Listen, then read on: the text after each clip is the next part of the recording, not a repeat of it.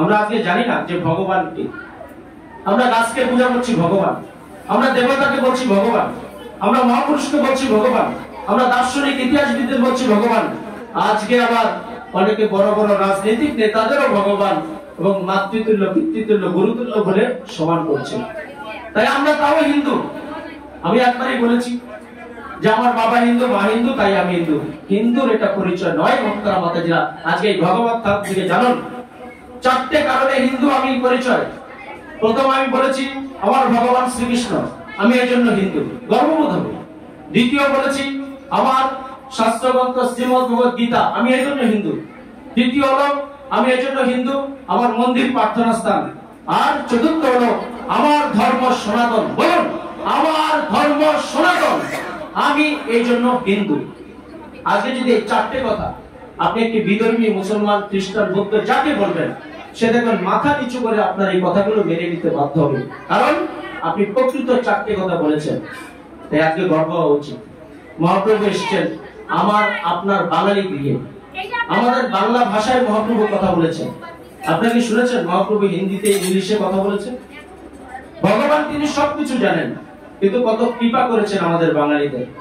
তাই আজকে এই ভগবত ধাম থেকে আমরা যখন জানলাম যে এই প্রকৃত জীবনের উদ্দেশ্য শুধু আরাম আয়েশ খাট পালনকে শোয়া নয়, প্রকৃত জীবনের উদ্দেশ্য হলো ভগবানকে সেবা করা। আজকে আমরা হিন্দুরা বিপদে পড়লে মন্দিরে যাই, আজকে আমরা হিন্দুরা কোনো চাহিদা থাকলে মন্দিরে যাই, আজকে আমরা হিন্দুরা যদি আমার ছেলে পরীক্ষা দেয়, আমার বাবা মা অসুস্থ, আমার যদি কোনো কিছু অপ্রাকৃত বস্তু আমার প্রয়োজন, তখন আমরা হিন্দুরা মন্দিরে যাই। আমরা কিন্তু মন্দিরে কেউ যেতে চাই না। আপনার মুসলমানরা দেখবেন সপ্তাহে প্রতিদিন না পারলেও শুক্রবার ওরা জুম্মার নামাজ পড়ে এবং কলকাতা রাজপথ এই নামাজ পড়ার জন্য বন্ধ করে দেয়। কিন্তু আমার আপনার হিন্দুরা আমরা একটা কীর্তন বের করতে পারি না, রাজপথ বন্ধ করতে পারি না, কারণ আমাদের হৃদয়ে কৃষ্ণ চেতনা, কৃষ্ণ ভাবনা নেই, আমাদের মধ্যে ধর্ম নেই। তার কারণ কি? আমার দোষ, আপনার দোষ।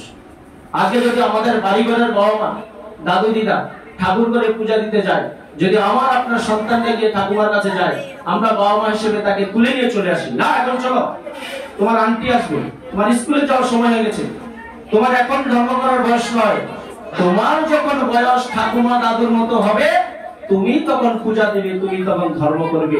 তা আমার বাচ্চাটা ধার্মিক পথে আসতে চাইলো, আমি তাকে বাধা দিয়ে কি করলাম? তার ধার্মিক ভগবত ভক্তি সব নষ্ট করে দিলাম।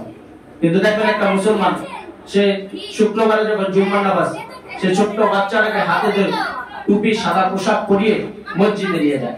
তাই আসুন, আমাদের হিন্দুদের মন্দির অনেক আছে, যেই মন্দির থাকুক, যেই দেবদেবীর মন্দির থাকুক, রাধা কৃষ্ণের মন্দির থাকুক, আপনারা প্রতিদিন মন্দিরে যেতে না পারেন, অন্তত সপ্তাহে একদিন যান, মাসে একদিন যান, তবে আপনি জগৎ সংসারে ভালো থাকতে পারবেন। ভক্তরা মাতাজিরা, আমরা আজকে কেউ ভালো নেই।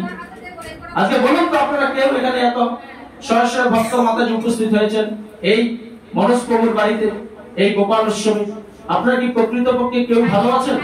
আমরা কেউ ভালো নেই। ভালো না থাকার কারণ কি? আমরা জানি না যে কি করে ভালো থাকবো। তাই আমরা কি করতে হবে?